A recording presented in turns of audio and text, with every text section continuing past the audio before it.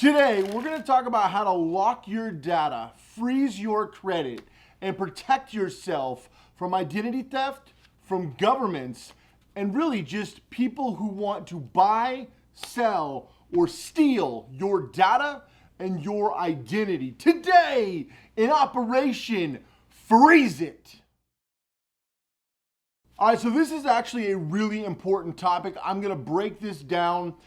I'm going to talk about the US because that's where I live, but I'm also going to give you some solutions for Canada and Europe and some other countries as well. So this really isn't just for the US, and some of the principles will hold true in different countries around the world. But I do recommend you look at your local laws as well to help you with this process. So the first thing we're going to talk about is a credit freeze. Now, if you're in the United States, we have companies like TransUnion, Equifax, and Experian, which are the major three credit bureaus.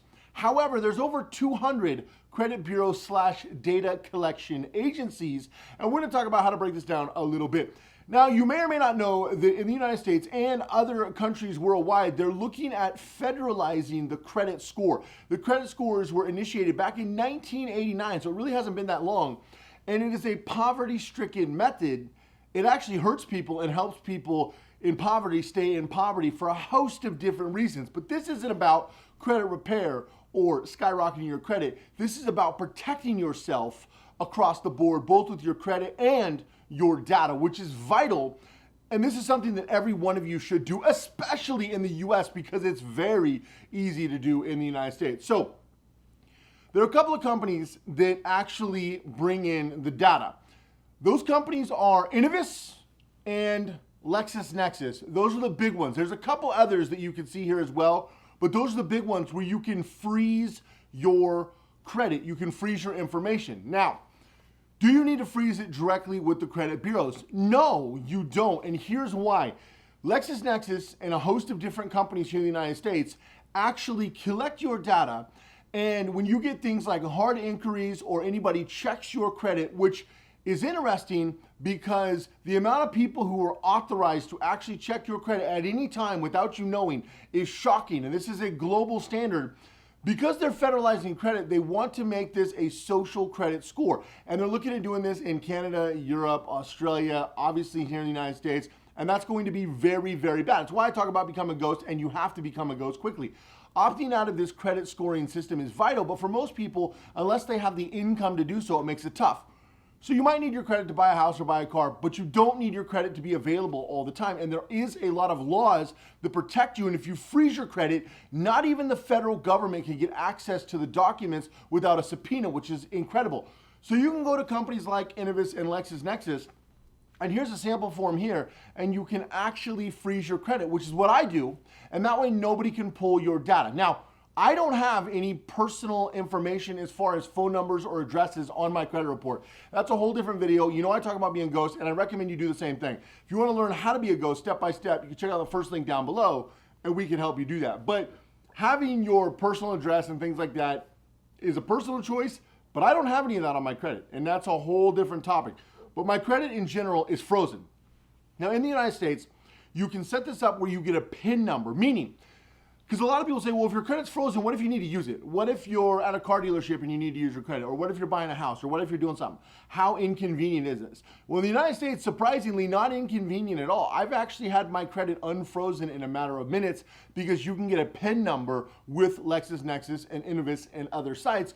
And so when people are trying to pull your information, sell your data, use your data for marketing databases, for government databases, they actually can't pull any of your credit data, which is the #1 place data is pulled from. Now, most of you, your data is already in the system, which means you need to go ghost and you need to get the data out. But by freezing your credit, nobody will be able to get your data moving forward. And then once you shift your data, like we talk about at PrivacyX, you'll basically start to disappear off the grid and will only reappear when you need to use the system, not when the system uses you, which is incredible. So freezing your credit is vital both for privacy, security, identity theft, and a host of other reasons, and it is very convenient in the United States, which is awesome. Also, there's a lot of consumer protection laws deep in the credit books that actually protect you, but by default, you're opted into everything. That's the problem with big tech, and that's the problem with credit bureaus. That's the problem with government agencies. That's the problem with marketing companies. You're opted in by default, and so you don't know what to do. Well, this is one thing you can do. Right now, you can actually freeze. I'm going to leave links down below also to LexisNexis and Innovis where you can do this right now, simply, easily, and you can freeze your credit, just like that, if you're in the US. Now, I said I would talk about some other places as well and some of the similarities and some of the differences. Well, what if you're in Canada? Quebec just recently was the first territory in Canada to actually go through the legislative process for credit freezes. However, they're saying that this should be a nationwide law, just like here in the United States, in Canada this year. So you're gonna have to stay tuned for that. But if you're in Quebec, you can actually freeze your credit now, which is awesome. Now, obviously, Canada's credit system is a little bit different.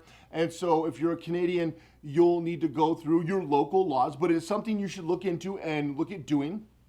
Also, Australia and UK, your situation, of course, is a little bit more complex. You have to go typically to the bank level. Now, here's some of the biggest banks in the UK and Australia. You guys can check them out, who you bank with.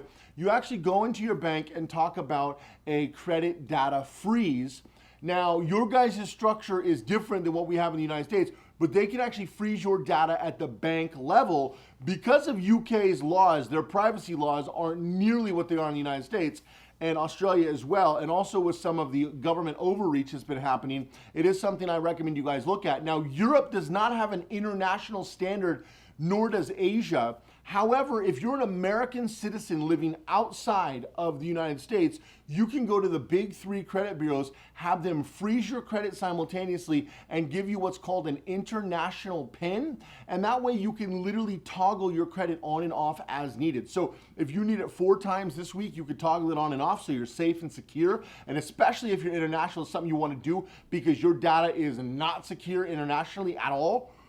And then the other thing you could look at doing is, you know, if you don't need your credit for a while, it's frozen. Same thing you do with cards. Like I have a bunch of crypto cards, and in my apps, I toggle them off all the time, except for when I use them. I do the same thing with basically every card I use. Also my business cards. If I've got a card that I know I'm not using on a regular basis, like let's say I use it once a month or less than once a month, I typically will freeze the card while it's not in use. Now, if you use big exchanges and you get some of these crypto cards, most of them in the app, you can actually freeze and unfreeze the card. And if you've got a ghost crypto card like I talk about, even, you know, running your crypto through ghost businesses like what I do, even with like Coinbase, Crypto.com, Binance, those are great examples of ones that right in the app, you can turn it on and off, which is awesome. Because then your card only works when you say it works. And it's the same thing with your credit. So taking full control of these things is vital if you want to be safe and secure moving forward. And this is something that I recommend for all of you because, you know, even if you're in Europe and you've got to go bank by bank, here's some of the bigger banks in Europe, and I recommend you check these out. Go into your bank, go into your branches, talk to your bank manager. I do know it's a little more frustrating. However, in Europe, they don't have any laws currently on the books to help you with the situation because Europe is going full dictator. I've had more clients from Europe, Austria, Belgium, Germany, France, the UK, than, I mean, it is blowing up over at those countries right now because of the dictator-esque laws. And so, I mean, I know for a fact because I've got so many people going through my Ghost program right now from Europe because you guys are going off the deep end. You can still go into your banks. And this is what I try to tell people. You can go directly to your bank. Europe is not very helpful right now. Europe has incredible people. I love Europe, but it is sad to see what's happening to you guys right now. Your politicians are actually trying to make this harder. Where the UK is actually not making it harder. And if you're in a place like Iceland, it's actually surprisingly easy in places like Iceland, places like Thailand, places like Bali, places that are high-level places for nomads. They actually make this easy. But for some reason, Europe is making this incredibly hard. So keep that in mind. Now, if you're in a communist country, they probably won't allow you to do this at all. It's just kind of the way it goes in those kind of countries. But in the United States, it's surprisingly easy. Canada's coming on board. And in the UK and Australia, you can go directly to the bank. If you're in Europe, check with your local bank. Talk to them about doing a credit data freeze and being able to freeze your personal information, and you might be surprised how much information in Europe some of these banks are actually able to give away. So that's what I want to talk about. Let me know what you think down below. Let me know if you have anything to add to what we were discussing today. I want you guys to keep your private information private. Your identity is tied to your freedom. As somebody who went through severe identity theft about a dozen years ago, you might have heard it on my podcast, I break down my entire horrible situation and how this all got going for us. So if you guys want to become a ghost, check out the first link down below. Appreciate you guys checking this out. Have an amazing day, guys. Go all into everything you do. We're in the fight for freedom. We're in the fight for a better future, and better days will come, but we have to keep moving forward and let these totalitarian governments know that the answer is no. See you in the next video.